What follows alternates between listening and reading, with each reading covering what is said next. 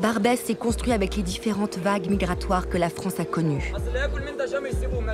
Mais a surtout été un champ de bataille unique en son genre. L'épicentre de la guerre d'Algérie en métropole, le théâtre principal de la lutte des sans-papiers, mais aussi la tête de pont d'un certain fantasme de l'invasion musulmane. Ces 3 épisodes ont marqué les politiques migratoires des 60 dernières années et ont fait évoluer les mentalités de nombreux Français. Je m'appelle Lydie Marlin, je suis journaliste de formation et réalisatrice de documentaires. Je m'appelle Andrés Crisco, Criscaut, je viens de l'Argentine. Et ça fait 8 ans que je suis en France. J'ai tombé amoureux d'une Française et nous sommes débarqués à la Goutte d'Or. D'abord, il faut savoir que c'était un travail de 3 ans.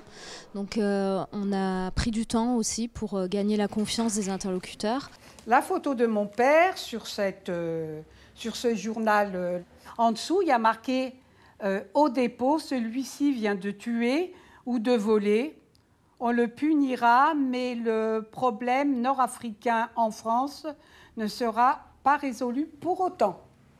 Ah là là!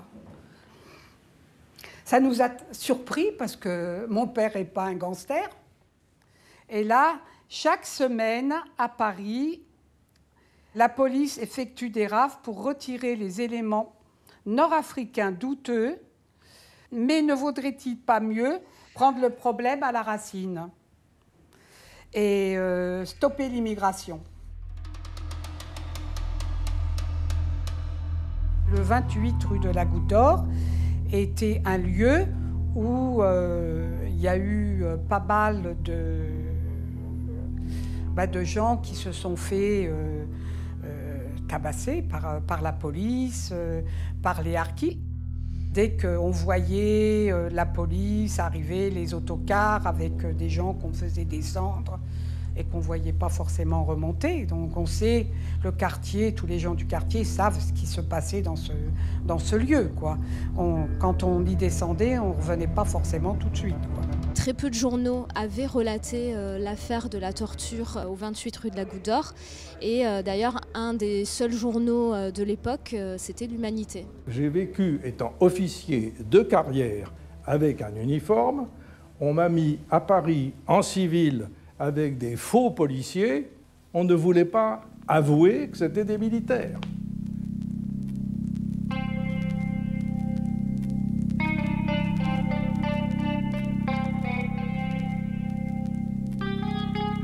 Je viens de l'Argentine, avec toute la tradition de la dictature, la guerre sale qu'il y avait là-bas. Et au moment que j'ai découvert que dans les quartiers, c'était un point fort de la guerre d'Algérie, où la guerre d'Algérie était importée dans les quartiers, la police de Paris ne peut avouer qu'il y avait des militaires, parce que sinon c'était dire que la guerre d'Algérie est arrivée dans la métropole. Quand on commence à s'intéresser à l'histoire du quartier, on se rend compte très vite que dès l'origine, dès le 19e siècle, il y a déjà ce terreau de résistance, de bastions populaires, de mobilisation, notamment quand on sait que, par exemple, Louise Michel tenait ses banquets populaires à la Goutte d'Or. C'est quelque chose qui traverse les époques et qui fait partie finalement de l'identité du quartier. Je ne peux pas accepter, moi, qu'il y ait des gens qui dorment dehors, qu'on traite comme des chiens, même moins bien que des chiens. Hein, on leur donne même pas suffisamment d'eau, suffisamment... Ben, tu vois ce que je veux dire? Aujourd'hui, le quartier reste encore un quartier véritablement d'accueil. Moi, je connais plein de gens dans le quartier de la Goutte d'Or qui vont accueillir des gens. Bon, il y a non seulement qu'à regarder à la paroisse, là, ils continuent d'accueillir... mais il y a plein de gens qui ouvrent leurs portes pour aider les gens à laver un peu de linge ou bien à prendre une douche, etc. Les documentaires Barbès Bataille, c'est un peu un appel pour rescaper cette mémoire populaire du quartier. Le quartier est un quartier chaleureux, c'est un quartier d'humanité, et ça, je crois que vous l'avez bien senti. Et pour moi, c'est l'essentiel. Merci. La réception était super bonne, mais on espère aussi de pouvoir profité de cette excuse du documentaire de Barbès Bataille pour éclencher un peu la récupération de cette mémoire, de cette histoire et de ces patrimoines immatériels qu'il y a dans les quartiers. Pour nous, cinéastes, c'est un champ incroyable de rencontres et d'histoires à raconter. Moi, je voulais remettre à l'honneur la pétanque. Parce qu'à l'époque, nous, on jouait au foot, on va dire en haut du Square Léon, parce qu'il y avait un mur, ça s'appelait Démol, et les vieux Français jouaient à la pétanque en bas. Et quand le ballon il tombait sur leur boule, puis on s'engueulait. Et puis voilà, c'était vraiment les vieux Français, les vieux racistes d'époque avec les bérets et tout. Et puis finalement, à force de s'engueuler, on s'est rapprochés un petit peu, puis ils nous ont appris à jouer à la pétanque.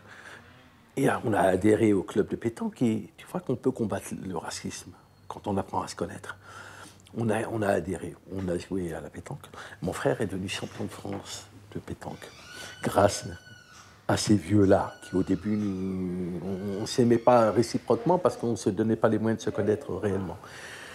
Et j'ai voulu restituer la pétanque là parce que c'est quelque chose qui rapproche les gens. C'est ça que j'ai retenu de cette histoire.